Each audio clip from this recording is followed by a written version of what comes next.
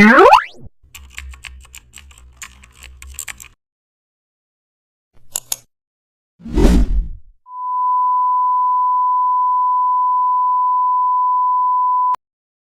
back to the channel, and don't forget to like, share and subscribe for more updates. Today we are diving into an exciting tutorial, HDR toning for beach photos. Open your beach photo to enhance the sand, water, sky using HDR toning. Convert it to a smart object for re-editing. Later start by adjusting HDR toning setting. Increase strength to bring out textures, boost details to highlight waves and sand, and also lower highlights to restore sky information. Now lift shadows so water become visible. Adjust gamma to keep tones natural.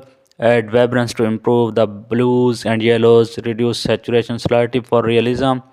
Now tone exposure for soft light. Mask unnecessary areas. Blend for harmony.